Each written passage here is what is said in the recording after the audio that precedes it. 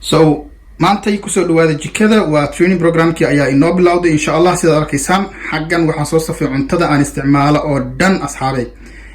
So haddii aad doonaysid inaad ani hadda waxa ku jira pulkin waxa ma isweynin sida loo yaqaano marka waxaan isticmaalaa clean pulkin wax loo yaqaano ma raba yani inaan faad badan aan sameeyo.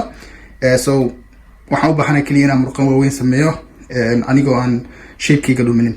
So cuntada isticmaalo waatana waxay tahay subaxdii quraacdan idiga bilaabaya oo moos looska la shiiday ama peanut butter oatmeal ama mishaarida malabka iyo caano ayaan tasku qasta subaxdii ayaan cunaa subax hore markaan soo tooso.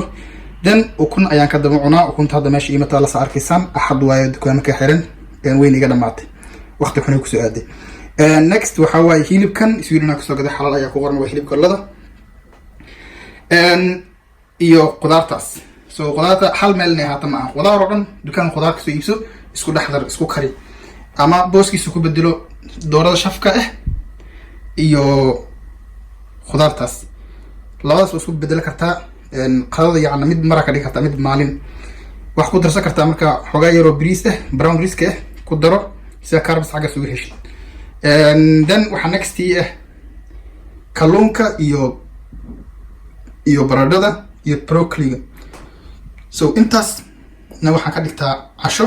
For example kalluunka kale qaybtan hoose ayaan geliyaa oo jikada wax ku karsado, and then broccoli iyo baradhadana biyo ayaan ku kariyaa, then ayaan ku cunaa. So yes, waa kaas cuntada aniga aan isticmaalo.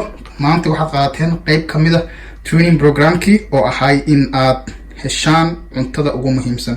Waxaan cuntada soo hormariyay waxay tahay inaad soo adeegataan marka koobaad.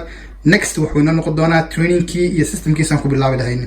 So wax walba waxay ku xiran yihiin marka adiga iyo dadaalkaaga.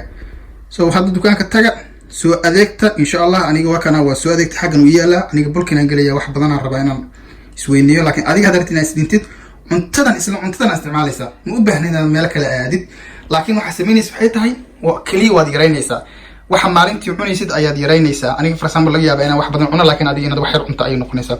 Exercise-kaagana aad badisid. So exercise-ka isaga waan u gudbi doonaa, laakiin muhiimaddu waxay aad maanta inaad soo adeegatiin aan idin tusiyo cuntada aad cunaysiin jikada aad ku haysanaysiin ama idin ooleyso oo healthy meals-ka ama healthy food-ka.